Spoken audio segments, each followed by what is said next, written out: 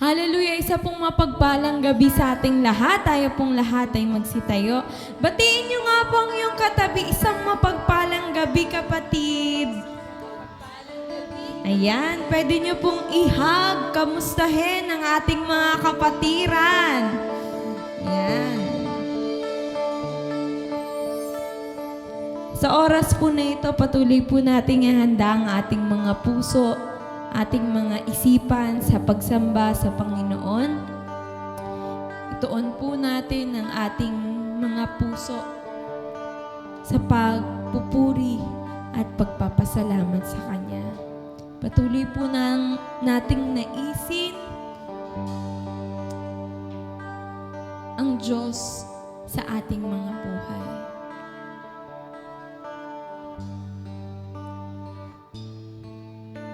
Jesus, I am thirsty. Jesus, I am thirsty. Won't you come and fill me? Earthly things have left me dry. Only you can satisfy. All I want is more of you. Once again po. Jesus, I am thirsty. Won't you come and fill me? Earthly things have left me dry. Only you can satisfy. All I want is more of you. Come on, church, let's sing together. What is more of you? All I want is more of you. Nothing I desire, oh Lord, but more of you. More of you.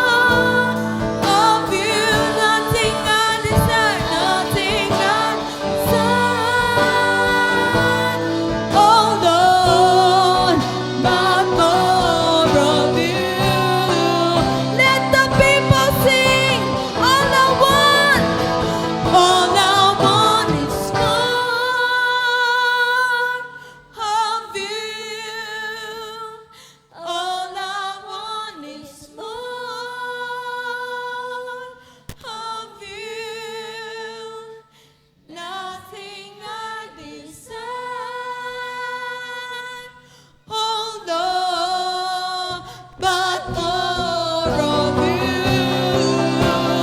more of you. All I want of you, all I want is more of you. Nothing outside, oh Lord, but more of you, more of you. All I want is more of you, Jesus. All I want is more of you. Nothing I desire, oh Lord, but more of you.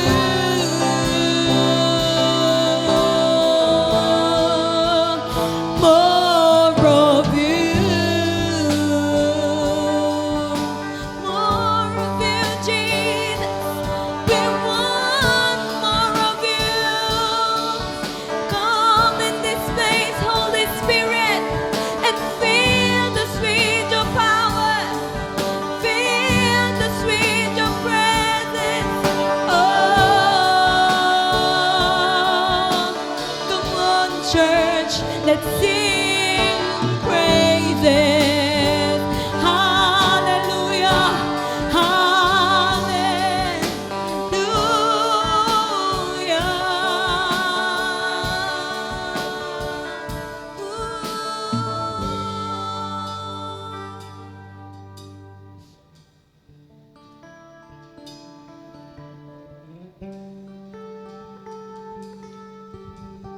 Hallelujah, Lord. Hallelujah. Tunay nga, Panginoon, na napakabuti mo sa buhay namin. Sa gabing ito, patuloy kaming nagpapakumbaba, humihingi ng kapatawaran, anuman nagawa naming kasalanan, naisip, nasagawa at salita. Linisin mo ang aming mga puso sa aming pagsamba sa gabing ito. Salamat, Panginoon, at malayang-malaya na kami sa aming pakikinig ng iyong banal na salita ay patuloy na maranasan namin ang iyong presensya, ang iyong kapangyarihan, at patuloy bigyan mo kami ng karunungan upang maunawaan namin anuman ang kapahayagan sa gabing ito. Salamat, Panginoon. Dalangin namin ang pagkilos mo sa gabing ito sa aming kalagitnaan na bumaba ang Santong Espiritong Banal. Hindi po hadlang ang bilang namin, bagkus naririto kami upang maranasan namin ang kaluwalhatian mo sa gabing ito. Kaya't salamat, Panginoon, maging ang magpapahayag ng iyong banal na salita ng aming Pastor Peter Obiena. Samahan mo siya, bigyan mo siya ng karunungan, kalakasan sa pagpapahayag ng iyong banal na salita sa gabing ito. At balutan mo nga ng iyong makapangyarihang dugo ang iyong gawain ito mula simula hanggang matapos.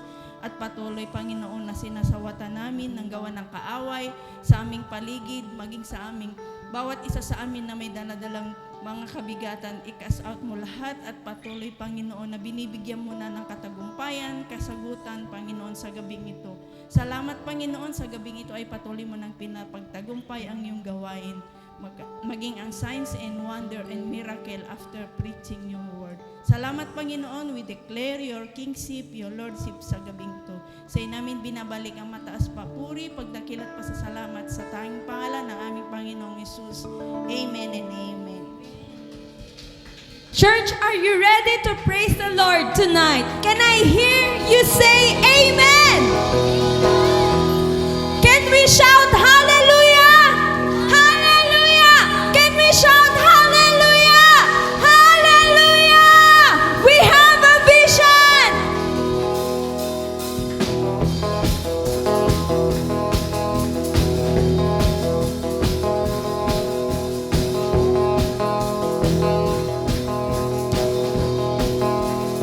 We have a vision. We have a vision for this nation.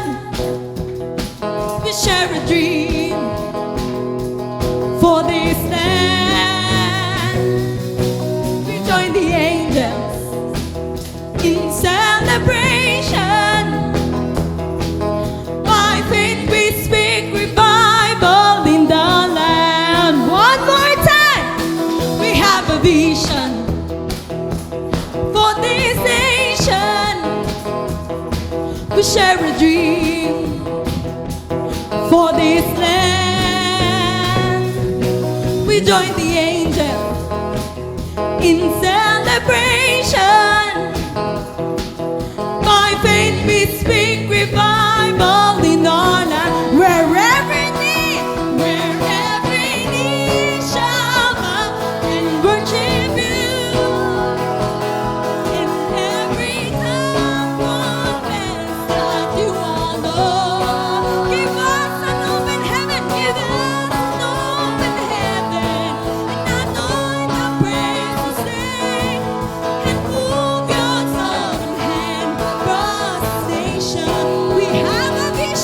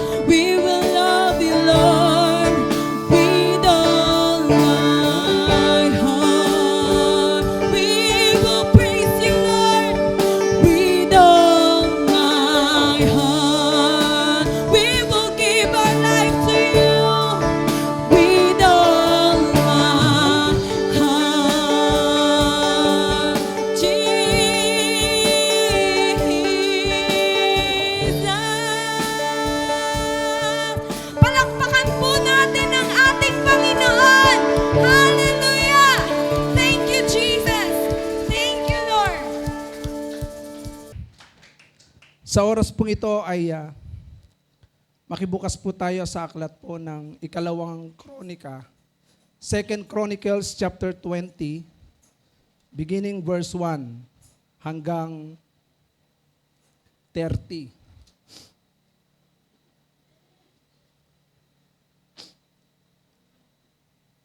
Dumating ang panahon na nilusob ng mga Moabita, Amonita, at ilang Meyonita si Jehoshaphat.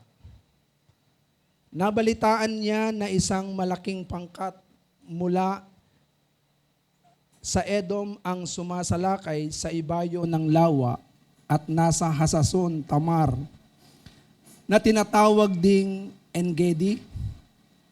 Nabahala si Jehoshaphat at humingi siya ng patnubay kay Yahweh. Iniutos niya na mag-ayuno ang lahat ng mamamayan ng Huda. Nagtipon-tipon ng buong Huda upang humingi ng tulong kay Yahweh. Dumating sila buhat sa iba't ibang lungsod. Tumayo si Jehoshaphat sa harap ng mga taga-Huda at Jerusalem na nagtitipon sa bagong bulwagan ng templo. Nanalangin siya, O Yahweh, Diyos ng aming mga ninuno at ng buong kalangitan, kayo po ang namamahala sa lahat ng bansa at ikaw ang may lubos na kapangyarihan. Kaya walang maaaring lumaban sa inyo. O Diyos namin, ikaw ang nagpalayas sa mga taga rito upang ibigay ang lupaing ito sa bayan mong Israel magpakailanman. Ginawa ninyo iyon ayon sa inyong pangako kay Abraham na inyong kaibigan. Dito nga sila tumira at itinayo nila ang templong ito upang dito kayo sambahin. Sabi nila, kung may masamang mangyari sa amin tulad ng digmaan, baha, salot o taggutom, haharap kami sa templong ito upang humingi ng tulong sa inyo. Sapagkat dito kayo sinasamba, tatawag kami sa inyo, papakinggan ninyo kami at ililigtas sa panahon ng aming kagipitan. Ngayon sinasalakay kami ng mga kawal mula sa Amon, Moab at sa kaburulan ng Edom, mga lugar na hindi ninyo ipinahintulot na pasukin ng mga Israelita nang umalis sila sa Ehipto. Kaya sila'y hindi nawasak. Ngayon ito po ang iginanti nila sa amin. Sinalakay nila kami at nais palayasin sa lupaing ito na ipinamana ninyo sa amin. Ikaw po ang Diyos namin. Parusahan ninyo sila. Hindi namin kayang labanan ang ganito karaming hukbo. Hindi po namin alam ang aming gagawin. Sa inyo lamang kami umaasa. Samantala, lahat ng kalalakihan ng Huda, kasama ang kanilang mga asawa't anak ay dumulog kay Yahweh. Ang espiritu ni Yahweh ay lumukob kay Jahaziel na anak ni Zacarias, apo siya ni Benayas na anak ni Jeiel, na apo naman ni Matanyas, isa sa mga Libitang anak ni Asaph. Sinabi niya, makinig kayo, Haring Jehoshaphat, at kayong mga taga-Huda at Jerusalem. Ganito ang sinasabi sa inyo ni Yahweh, huwag kayong matakot ni masiraan ng loob dahil sa maraming kaaway. Ang Diyos ang makikipaglaban at hindi kayo. Harapin ninyo sila bukas sapagkat aahon sila sa Sis. Makakasagupa ninyo sila sa may dulo ng libis sa silangan ng ilang ng Jeruel. Hindi kayo kailangang lumaban. Manatili na lamang kayo sa inyong kinatatayuan at maghintay.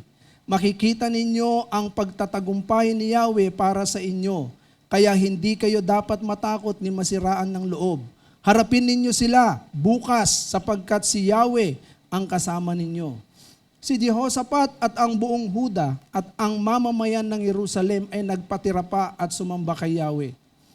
Tumayo naman ang mga Levita sa angkan ni Kohat at Kora.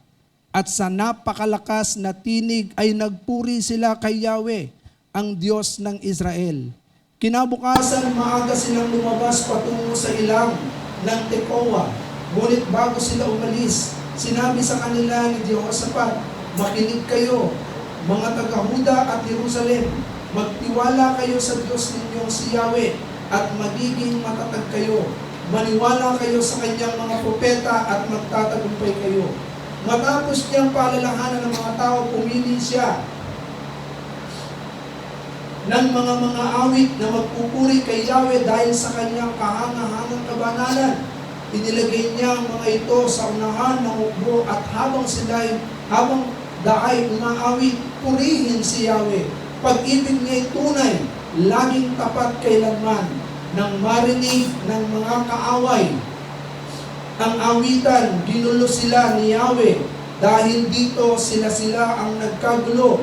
Ang sinalakay ng mga Munita at Moabita ay ang kasama nilang taga-Edom at nilipon nilang mga ito. Pagkatapos sila ang nagpatayan, umakyat ang mga taga-Huda sa tore na nasa disyerto at nagmanman sa mga kaaway. Wala silang makita, nakatakas, lahat ay patay. Wala silang nakitang nakatakas. Lahat ay patay na nakahandusay sa lupa.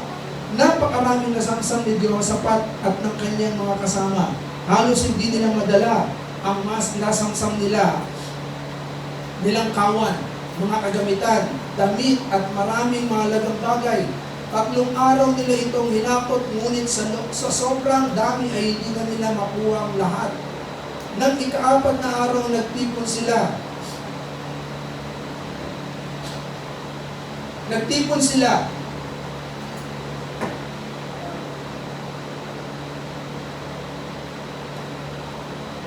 Sa isang libis at nagpuri kay Yahweh. Kaya simula nooy tinawag na libis ng Beraka ang lugar na iyon. Sa pangunguna ni Jehoshaphat, umuwi na ang lahat ng mga taga-Huda at Jerusalem. Tuwang-tuwa sila dahil sa tagumpay na ipinagkaloob sa kanila ni Yahweh. Pagdating nila sa Jerusalem ay tumuloy sila sa templo, kasabay ng tugtog ng mga alpa, lira at trumpeta. Mula noon, ang lahat ng kaharian at bansa ay natakot nang malaman nila kung paano tinalo ni Yahweh ang mga kaaway ng Israel. Naging tahimik ang buong nasasakupan ni Jehoshaphat at binigyan siya ng Diyos ng kapayapaan sa buong kaharian. Ang Diyos po ang bahalang magpala sa kanyang buhay at banal na salita. Ngayon po ay nais kong ibahagi sa atin ang salita ng Panginoon na pinamagandang ko. The battle is not yours. The battle is not yours. Because the battle is the Lord.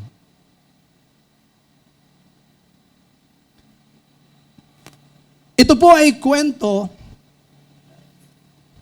ng mga taga-Huda. Sa pangunguna ni King Jehoshaphat, si Haring Jehoshaphat ay isang hari na kung saan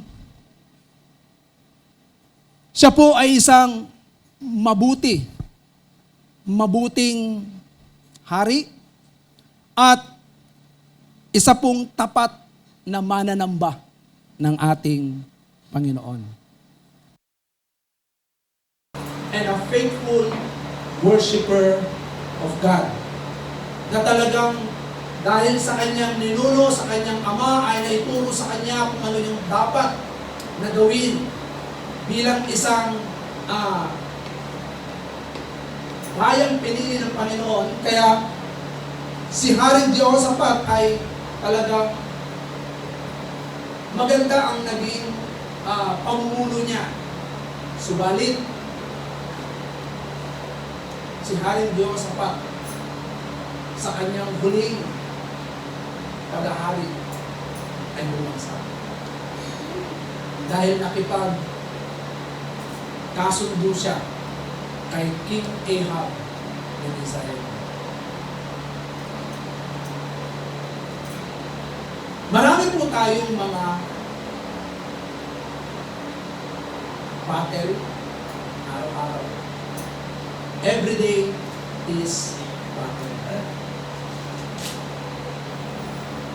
Pagising mo ng umaga, ang daming digmaan. Pero ito po ay hindi o digmaan na nakikipag-barilan ka, nakikipagtagaan ka. Ito po ay mga bagay na hinaharap natin araw-araw sa buhay. Tama po ba? Araw-araw, lagi tayong nakikipaglaban. So katulad po nito ay sila Haring Jehoshaphat ay sinalakay po ng malaking pangkat ng Edom. At dahil dito ay talagang nagsama-sama po ang lahat ng bansa na kung saan nung sakupin ng Israel yung bayang lupang pangako na ibinigay ng Diyos sa kanila, may mga lugar doon na hindi po nila pinatay.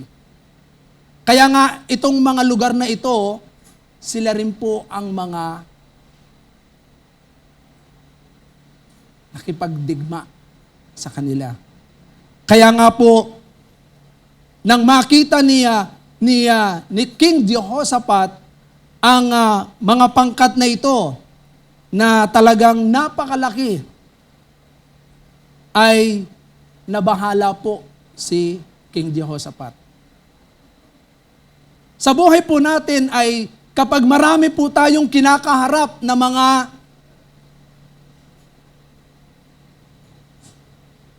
laban, lalong-lalo na po mabigat na laban sa buhay po natin, ay katulad ni King Jehoshaphat ay hindi mawala ang pagkabahala. Tama po ba? Minsan nababahala tayo. Nababagabag yung ating puso, nababalisa yung ating puso, sapagkat hindi natin alam kung ano ang gagawin po natin. Katulad po nito ay dahil sa kanyang pagkabahala, humingi ng patnubay si King Jehoshaphat sa Diyos. Siya ay nag-ayuno at tinawag niya ang pansin ng lahat ng mga mamamayan upang silang lahat ay mag-ayuno at tumawag sa Diyos na pinaniniwalaan ni King Jehoshaphat.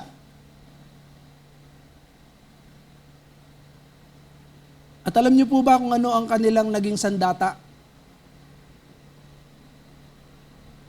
Sa pakikipaglaban po nila. Isang salita lamang po ang gusto ko pong, the keyword na gusto ko pong iwan po sa atin. Faith. The word faith. Dito po sa nabasa po natin na Kapitulo 20 ay makikita po natin ito pong salitang faith. Ano po ito? Para tayo po ay magtagumpay sa labanan araw-araw. Kailangan po tayong magkaroon ng faith.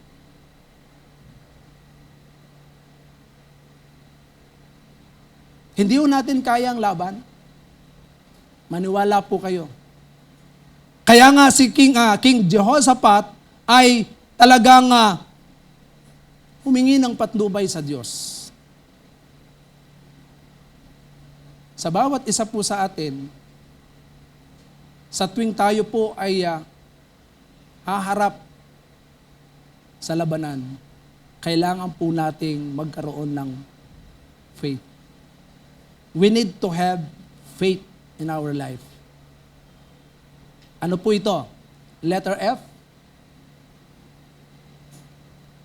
Fight with the Lord. Fight with the Lord. Mga kapatid, hindi natin kaya ang laban. At sinabi rin ng Diyos, katulad po nito, sa verse 15 ay Maliwanag ang sinasabi po rito, verse 17, verse 15 and 17.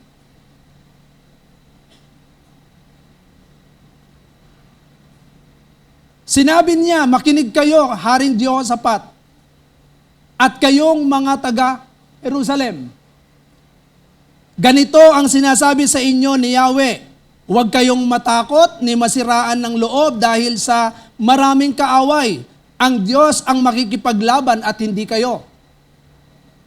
Harapin ninyo sila bukas sapagkat aahon sila sa Sis, makakasagupan ninyo sila sa may dulo ng Libis, sa silangan ng Ilang ng Jeruel. Hindi na kayo kailangang lumaban. Manatili na lamang kayo sa inyong kinatatayuan at maghintay. Makikita ninyo ang pagtatagumpay ni Yahweh para sa inyo. Hindi kayo dapat matakot ni masiraan ng loob. Harapin ninyo sila bukas sapagkat si Yahweh ang kasama ninyo. Fight with the Lord for victory. Tayo ay naghahanap ng tagumpay araw-araw. Pero we cannot win the battle without God. Maniwala po kayo. Hindi natin kaya ang laban. Katulad nga po ngayon, ginugulo po tayo ng China.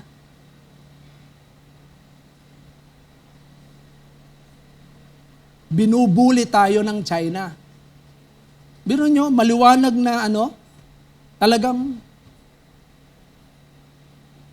mismong sa lugar po natin, binubuli tayo ng mga ibang bansa. Pero anong gagawin natin? Kaya ba natin labanan ng China?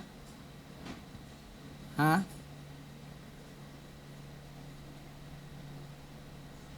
Mga kapatid, kailangan po natin ang patnubay ng Diyos. At kailangan po tayong makipaglaban, hindi po tayo makikipaglaban. Sabi ko nga, bakit kaya hindi lumalaban ang bansang Pilipinas? Kasi ang bansang Pilipinas, ito po ang bansa na talagang yung pananampalataya.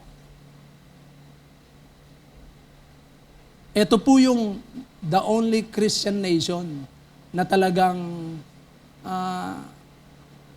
sa Asia ay talagang yung pananampalataya sa Diyos kakaiba.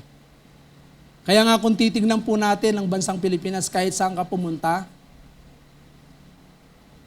mas madali nilang ma-adapt yung ng iba't ibang bansa at gustong-gusto po ng ibang nasyon ang bansang Pilipinas. Kasi ang bansa po natin ay bansang naniniwala sa Diyos na buhay. Ngayon po sa ating buhay, katulad nga po ng China, hindi natin kayang lumaban.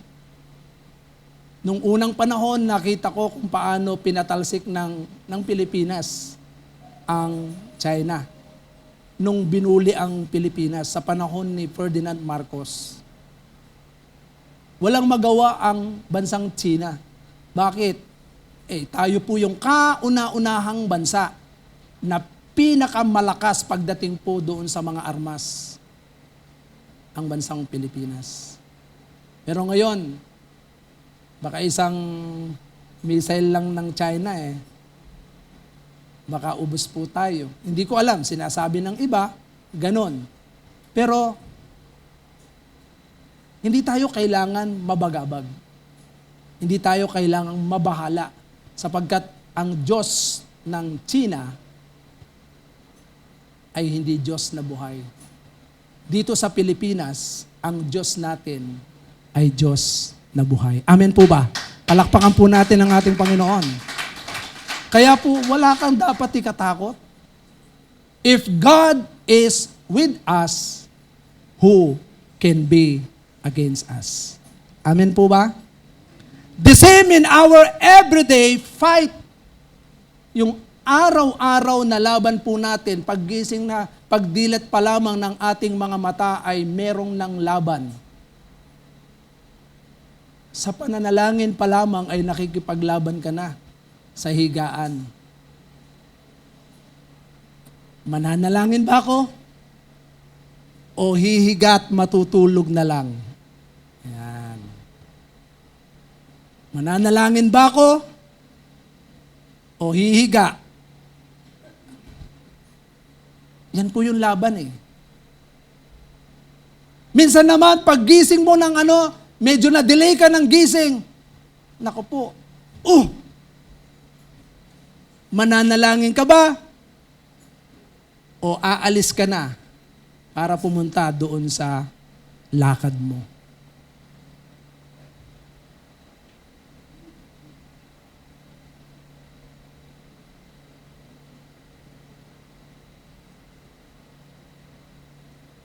Maging sa ngayon,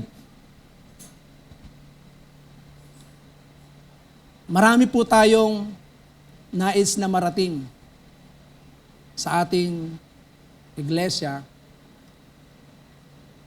Nais po natin na matapos yung ating church sa DRT this coming December. Kahit mabubungan natin, malagyan natin ng slab para magamit na natin.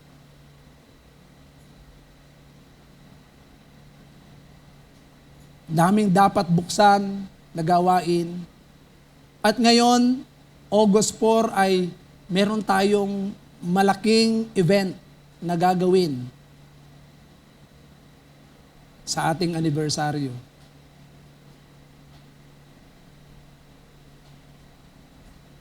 Ito po ay nakakabahala sapagkat kung titignan natin, hindi natin kaya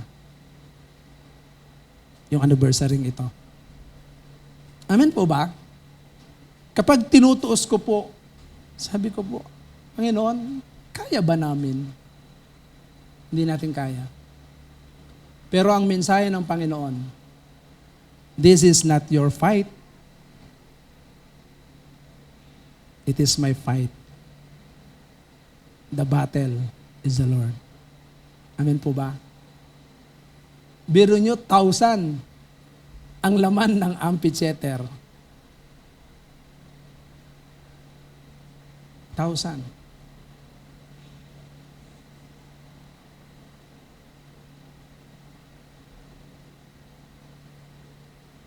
But I believe,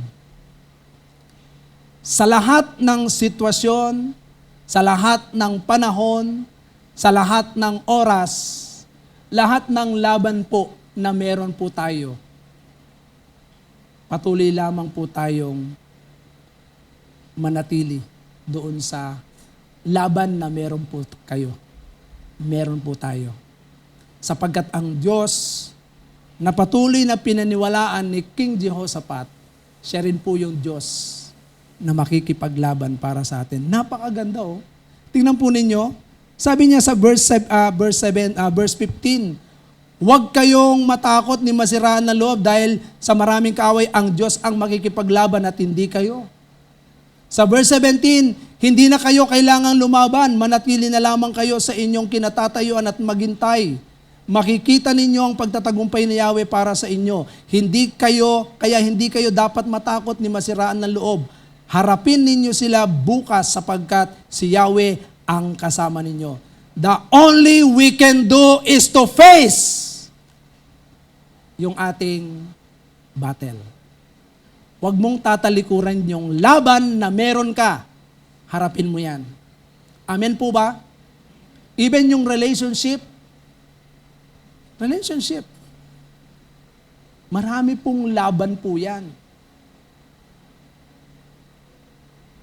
Relasyon sa iba't ibang tao.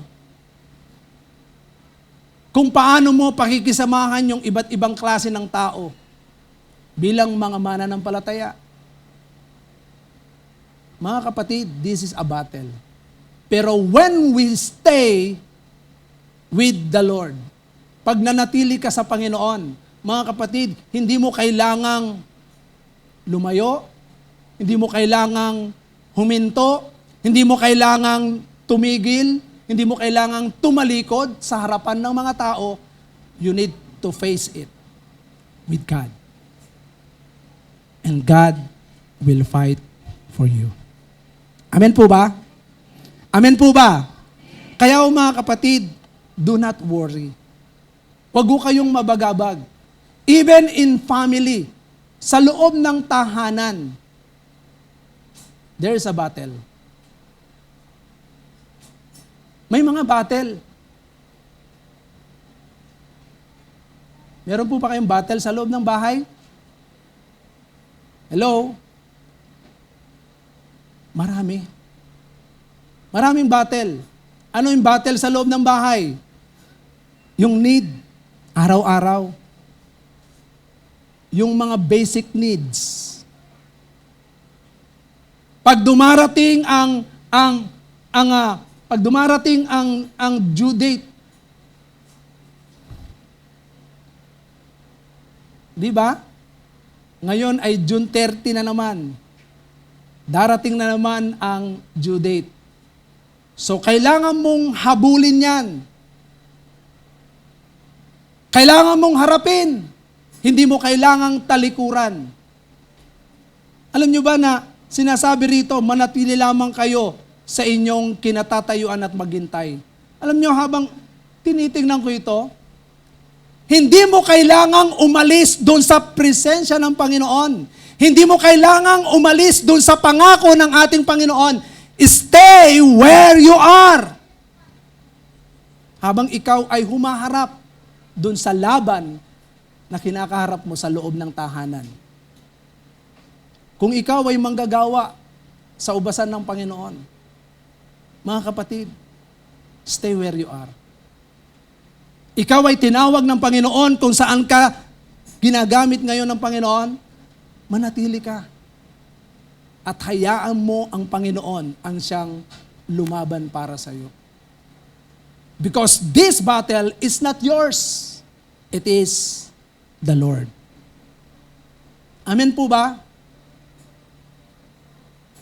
Minsan sasabihin mo, Lord, hindi ko na kaya. Talagang hindi natin kaya. Sino rito ang kaya natin yung ministry? Taas ang kamay. Parang ako lang yata nakataas ha. Hindi natin kaya. But when we stay in the Word of God, katulad ng sinasabi ni Christ sa John 15, sabi niya, manatili kayo sa akin. Manatili kayo sa aking pag-ibig. Manatili kayo sa aking salita. Yun po yun eh. Kapag nanatili ka sa pangako ng Panginoon, habang ikaw ay umaharap sa mga laban, yung mga hamon ng buhay, makikita mo kung paano ka ipaglalaban ng Panginoon. Totoo po yan. Maging ang mga kabataan, sa relationship, kung ikaw ay merong relationship, hindi mo kailangang umalis sa paglilingkod sa Panginoon. Why? Totoo yan. Noon, hindi po ako gusto ng biyenan ko. Ayaw ako ng biyenan ko. Pero nanatili akong tapat na maglingkod sa Panginoon. Hindi nawala yung aking paglilingkod sa Diyos. Patuloy akong nananatiling naglilingkod, nananatiling sumusunod sa salita ng Panginoon. Mas lalo kong minahal ang Panginoon. Kahit na minsan yung laban talagang ayaw na ayaw ako ng biyanan ko at meron din akong kalaban noon. May boyfriend po si Sister Joy noon. 7 years. Prayer.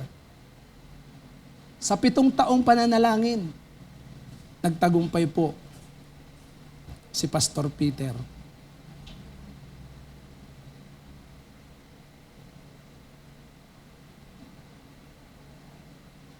Sabi nga ng mga anak ko noon, sino pinagsabi na Daddy, paano ka nga namang gugustuhin ni Lola P? Patpating ka noon. Kasi nakita, sino nagsabi kanina? Si Eya. Sabi niya, Daddy, paano ka magugustuhan ni Lola P noon? Pangit-pangit mo noon. Sabi sa akin. Totoo lang, ang payat ko noon. Siguro mas payat pa ako kay Jaldin. Oo nga naman. Paano nga naman ako walang trabaho. Tapos makikita pa, sungki pa ipin ko, nakauslip ang ganyan. No?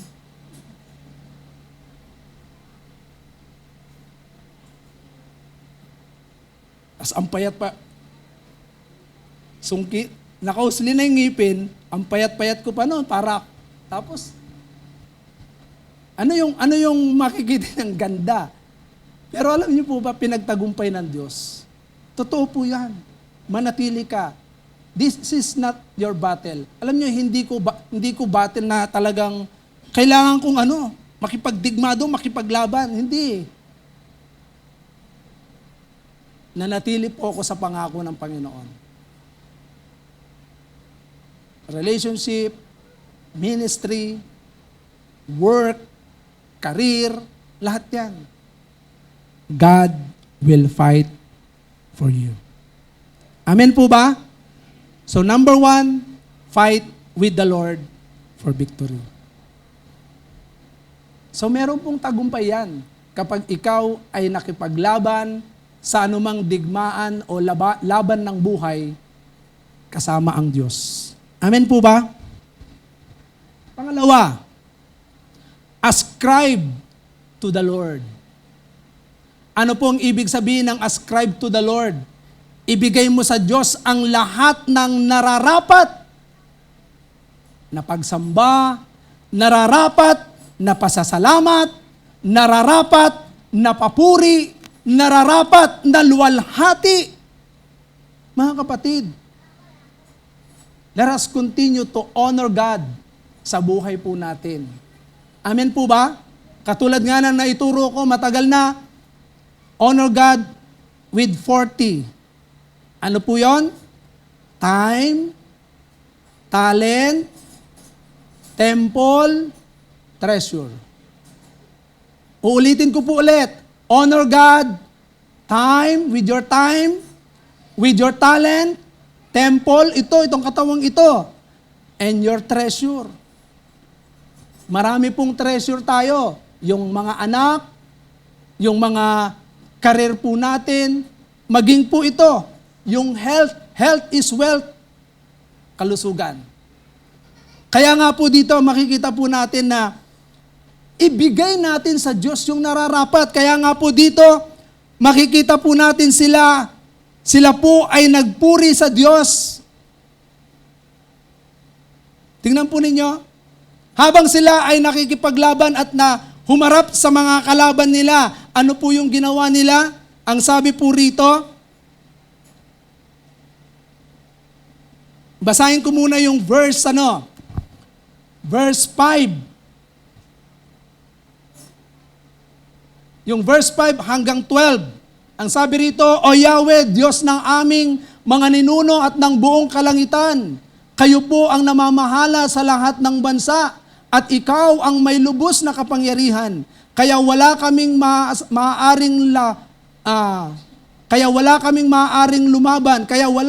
maaaring lumaban sa inyo. O Diyos namin, ikaw ang nagpalaya sa mga taga rito upang ibigay ang lupaing ito sa bayan mong Israel magpakailanman. Ginawa ninyo iyon ayon sa inyong pangako kay Abraham na inyong kaibigan. Dito nga sila tumira at itinayo nila ang templong ito upang dito kayo sambahin. Sabi nila, kung may masamang mangyayari sa amin tulad ng digmaan, baha, salot o tagutom, haharap kami sa templong ito upang humingi ng tulong sa inyo sapagkat dito kayo sinasamba. Tatawag kami sa inyo, papakinggan ninyo kami at ililigtas sa panahon ng aming kagipitan. Ngayon sinasalakay kami ng mga kawal mula sa Ammon, Moab at kaburulan ng Edom, mga lugar na hindi ninyo ipinahintulot na papasukin ng mga Israelita nang umalis sila sa Ehipto, kaya sila'y hindi nawasak. Ngayon ito po ang iginanti nila sa amin. Sinalakay nila kami at nais palayasin sa lupain ito na pinamana ninyo sa amin. Ikaw po ang Diyos namin. Parusahan ninyo sila, hindi namin kayang labanan ng ganito karaming ukbo. Hindi po namin alam ang aming gagawin. Sa inyo lamang kami umaasa. Tingnan po ninyo, sa verse 21, matapos nilang paalalahanan ng mga tao, pumili sila ng mga awit na magpupuri kay Yahweh dahil sa kanyang kahanga-hangang kabanalan. Inilagay niya ang mga ito sa unahan ng hukbo at habang daay umaawit, purihin si Yahweh. Pag-ibig niya ay tunay, laging tapat, kailanman. Alam niyo, ang sarap magpuri. Ang sarap umawit sa Panginoon. Kaya nga kanina, iyak ako ng iyak. Kasi, ascribe to the Lord that is due unto Him. Lahat ng luwalhati, lahat ng pagsamba, ibigay po natin sa Diyos. Amen po ba? Wala kang dapat kuhanin sa Diyos na luwalhati. Sa Kanya lahat yan. Lahat ng tagumpay. Kaya nga, when we fight with the Lord, binigyan ka ng tagumpay, ascribe it to the Lord. Sa Kanya po natin ibigay yung lahat ng tagumpay na ibinigay ng Diyos sa atin.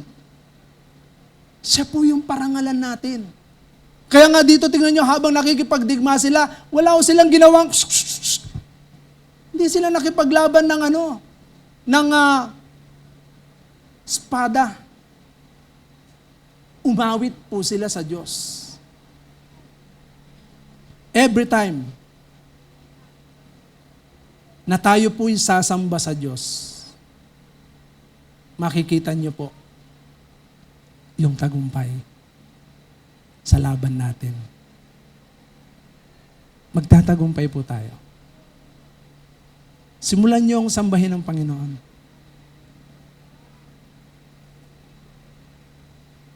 Awitan natin ang Panginoon. Sabihin natin sa Panginoon, my heart will be faithful, Lord. My heart will obey you, Lord, to all in the way you will lead me. Mga kapatid, habang sinasamba mo ang Panginoon, kahit gaano karami, kahit gaano kabigat ang laban, araw-araw, magiging magaan po yan. Amen po ba? Amen po ba? Palakpakan po natin ang ating Panginoon. Kaya mamaya, ihanda po natin yung sarili natin sa pagsamba. Purihin mo ang Diyos. Mula ngayon, maging gawi po natin na purihin natin ang Diyos palagi. Kasi minsan, pag dumarating na sa time na pagod ka na, parang ang hirap magpuri. Pero mga kapatid, kailangan mong purihin ang Diyos. Kasi habang sinasamba mo ang Panginoon, napararangalan ang pangalan ng Diyos.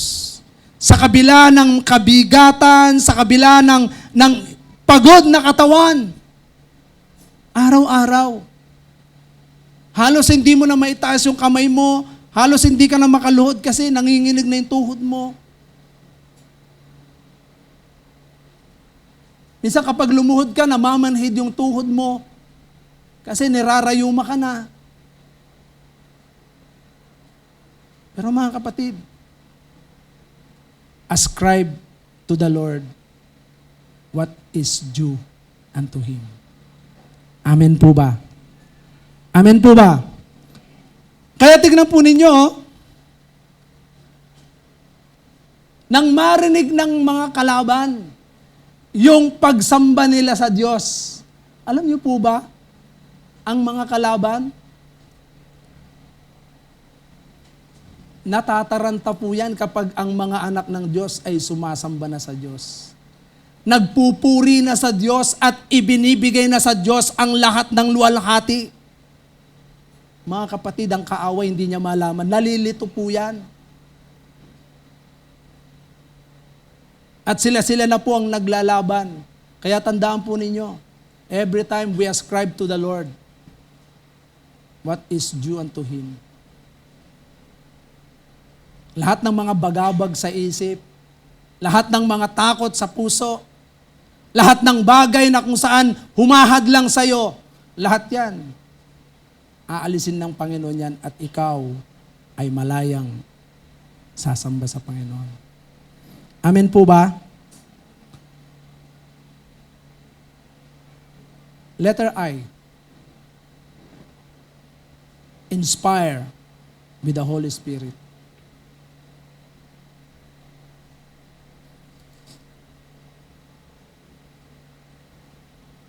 Sa verse 13, samantala lahat ng kalalakihan ng Huda kasama ang kanilang mga asawa at anak ay dumulog kay Yahweh. Verse 14, ang Espiritu ni Yahweh ay lumukob kay Jahaziel na anak ni Zacarias, apo siya ni Benayas na anak ni Jeiel, na apo naman ni Matanyas, isa sa mga Levitang anak ni Asaph. Mga kapatid, yung patnubay ng Espiritu Santo,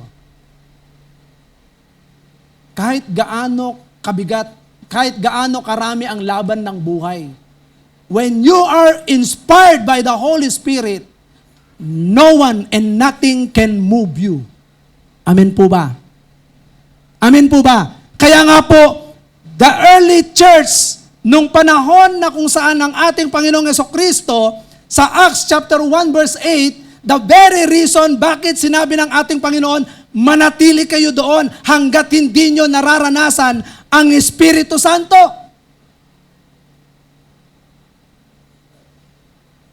Alam niyo po ba na ang Espiritu ng Diyos ang siyang kumikilos sa atin upang labanan ang lahat ng gawa ng laman?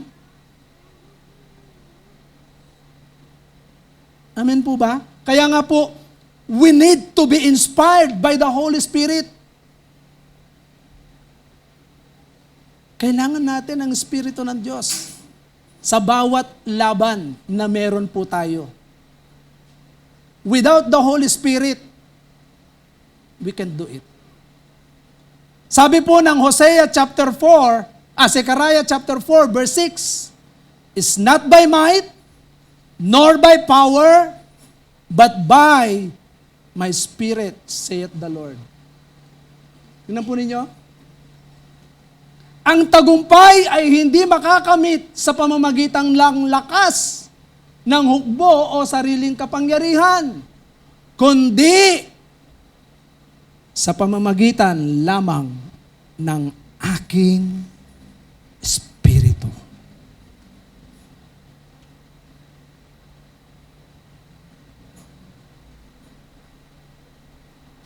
Hindi natin kaya. Kapag wala ang patnubay ng Espiritu ng Diyos. Sasamba tayo dun sa amphitheater. Magkakaroon tayo ng pagsamba roon ng evangelistic concert na mananahan. Without the Holy Spirit, we can't do it. Kaya kailangan po natin yung Espiritu ng Diyos. Amen po ba? Kapag napapagod ka na, kailangan po nating mag-recharge. Awitin mo na yung awit ng Come, Holy Spirit, fall on me now. I need your anointing, come in your power. Alam nyo, kapag nararanasan po natin ang Espiritu ng Diyos, nai-inspired po tayo. Lahat ng mahihirap na gawin, kaya mong gawin. Kaya nating gawin. Walang mahirap, walang mabigat. Lahat ay madali at magaan gawin when we are inspired with the Holy Spirit. Kaya kapag tayo na-inspired ng Holy Spirit, Hindi hadlang yung yung wala kang pamasahe, hindi hadlang yung wala kang oras. Lagi kang may oras eh. Hindi hadlang yung marami kang ginagawa. Ay naku, mamaya meron pa akong gagawin. Pero kapag inspired ka ng Holy Spirit, kahit ang dami mong ginawa buong maghapon, gustong gusto mong magpuri sa Panginoon. Kasi inspired tayo. Tingnan nyo nga yung katabi nyo kung inspired. Baka inspired ni Christy. Ha? Baka inspired ni Christopher. Alam nyo, kapag inspired po tayo, kahit na maraming sakit sa puso, alam nyo, ang Kristiyano, napakaraming pain. Ano yan ang pain po natin, hindi kayang pagalingin ng ng amoxicillin. Ano ba yung pain reliever? Alaksan. Hindi kayang pagalingin yung lahat ng pain. Araw-araw may pain tayo. Pero tandaan po natin, because of the inspiration of the Holy Spirit, dahil inspired tayo ng banal na Espiritu ng Diyos, mga kapatid, nagiging masaya, nagagalak yung puso po natin. Amen po ba? Kaya nga po, kapag tayo po ay talagang in-inspired ng Holy Spirit, kahit gaano kahirap yan, magagawa po natin. Amen po ba? Kahit na ikaw ay bagsak ng espiritu mo, yung bang low moral ka na, pero kapag na-inspired ka ng Holy Spirit, instant yan. Because the power of the Holy Spirit, wala akong pwedeng kumalaban dyan. Kaya nga dito, na-inspired po ng nung sila ay nandoon sa pag-aayuno, nandoon sila sa pananalangin, lahat ng lalaki, babae, yung mga anak, nang bumaba yung Espiritu ng Diyos, nangusap ang Espiritu ng Diyos at sinabi, hindi nyo laban to. Laban ni Yahweh ito. Amen po ba? Kaya nga dito makikita po natin, we need to be inspired with the Holy Spirit. By the Holy Spirit. Habang ginagawa po natin yung lahat ng laban na meron po tayo. Kaya nga po hindi po tayo kayang pigilin ng kaaway. Letter T. Trust in the Lord. Kailangan po tayong magtiwala sa Diyos. Amen po ba? Hello? Sa verse 20, beginning verse 20, kinabukasan maaga silang lumabas patungo sa ilang ng Tekoa. Ngunit bago sila umalis, sinabi sa kanila ni Jehoshaphat, makinig kayo mga taga-Huda at Jerusalem. Magtiwala kayo sa Diyos ninyong si Yahweh at magiging matatag kayo.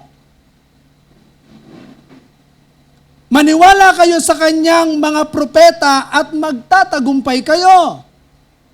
Matapos niyang paalalahanan ng mga tao, pumili siya ng mga awit na magpupuri kay Yahweh dahil sa kanyang kahangahangang kabanalan. Inilagay niya ang mga ito sa unahan ng hukbo at habang daay umaawit. Purihin si Yahweh, pag-ibig niya ay tunay, laging tapat kailanman.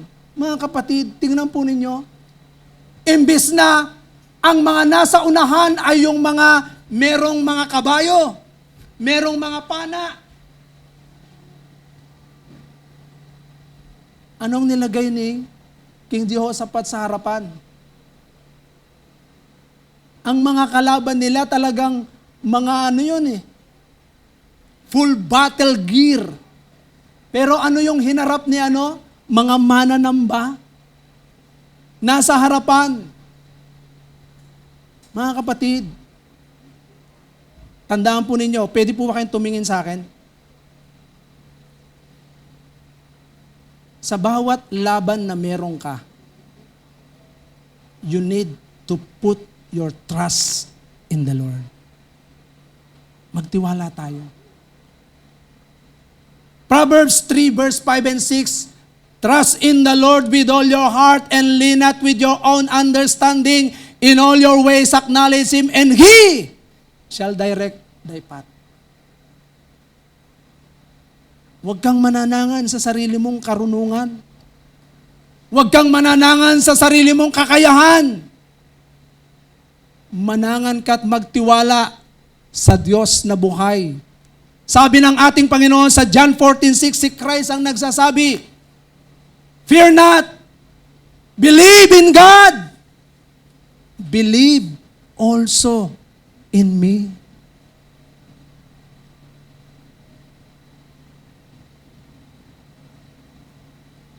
Ano mang laban meron ka? Kabataan, ikaw ay may pamilya, ikaw ay dalaga, binata, ikaw ay maraming mga businesses.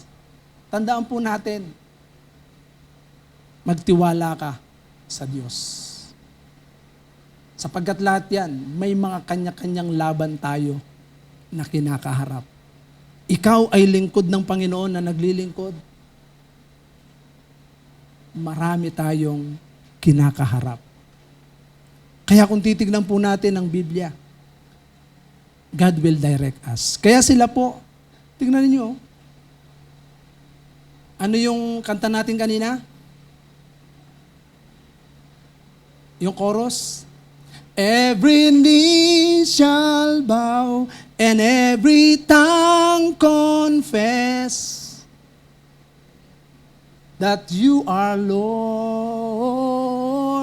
Mga kapatid, kapag kinukonfess natin ang ating Panginoon sa pamamagitan ng pagpupuri at pagsamba,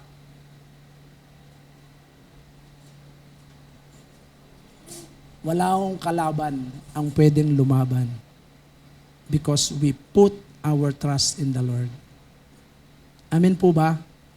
Simple lang tayo. Pero kapag nagtiwala ka sa Panginoon, lahat ay kaya nating gawin. Amen po ba? Palakpakan po natin ang ating Panginoon. Panghuli, hope in the Lord. Magkaroon ka ng pag-asa. Mga kapatid, wala ho tayong ibang pag-asa maliban sa ating Panginoong Jesucristo. Yung pag-asang ibinigay niya sa atin nung siya'y namatay sa krus ng Kalbaryo, sapat na yan. Sabi niya, it is finished. Thanks be to God who gives us the victory through our Lord Jesus Christ. Mga kapatid, tapos na. Nagtagumpay na ang ating Panginoon. Kaya yung pag-asa natin na kung saan tayo po ay patuloy na nangahawak. Sabi po ng Romans chapter 15 verse 4, maging sa mga pangako na ibinigay ng ating Panginoon. Tingnan po ninyo, Romans 15 verse 4, for everything that was written long ago was written to instruct us so that we might have hope. Magkaroon tayo ng pag-asa. This is our hope. Wag ho nating ilagay yung pag-asa natin sa tao. Wag ho nating ilagay yung pag-asa natin sa mga bagay na meron tayo. Lahat po yan ay nagbabago. But the Word of God, God, ang ating Panginoong Jesucristo, He is the same yesterday, today, and tomorrow. Kaya magtiwala po tayo, magkaroon tayo ng pag-asa sa Kanya. Amen po ba? Huwag kang mawala ng pag-asa. Naku,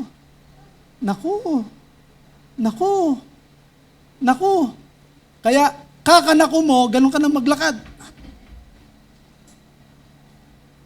Mga kapatid, tanggalin mo yung nako. Ang ganda ng lakad mo. Di ba? Diretso kang maglakad. Kasi bakit? Dahil meron kang pag-asa sa puso, nandun po yung talagang buo ang loob natin. Kahit maraming laban sa buhay. Kaya, tingnan po ninyo, dahil sa pananampalataya, faith. Balikan po natin yung faith. Fight with the Lord, ascribe to the Lord, inspired by the Holy Spirit, trust in the Lord, in the Lord. Mga kapatid, we will have. Sa verse 30, verse 29, tingnan po ninyo. 29 to 30. Payapa po tayo. Kapag ikaw ay may pananampalataya sa Panginoon. Sa lahat ng laban. Mula noon ang lahat ng karyan at bansa ay natakot nang malaman nila kung paano tinalo ni Yahweh ang mga kaaway ng Israel. Verse 30, naging tahimik ang buong nasasakupan ni Jehoshaphat at binigyan siya ng Diyos ng kapayapaan sa buong karamihan. Kaya sa bawat isa po sa atin, lagi natin tatandaan, the battle is not yours. Amen po ba? Pagka yung battle o yung laban ay inangkin mo yan, tatanda ka agad. Hello? Gusto niyo ba tumanda ka agad? Ay, magiging ano ka, 16 years old ka, mukha kang 61 years old. Oh, nakakita po ako niyan. Nakakita po ako, makita ko yung kaibigan ko long time ago. Sabi ko, mas matanda pa ako doon, batang-bata siya. Ano ako matanda ka mukha? Bakit? Binibig niya yung laban sa kanyang sarili. Kaya sa bawat isa po sa atin, tandaan po natin, the battle is not yours. Kanino po yan? The battle is the Lord. Kaya nga, magtiwala po tayo sa Diyos. Tingnan po ninyo, lahat po ng mga ginagawa po natin sa ating tahanan, simula sa tahanan, personal, sa family, sa trabaho, sa pag-aaral, sa career, sa business, sa church, sa ministry. Mga kapatid, lahat ng ito ay laban ng Diyos, hindi natin laban. Anong sabi ng Panginoon? Sa verse 15, anong sabi sa verse 15?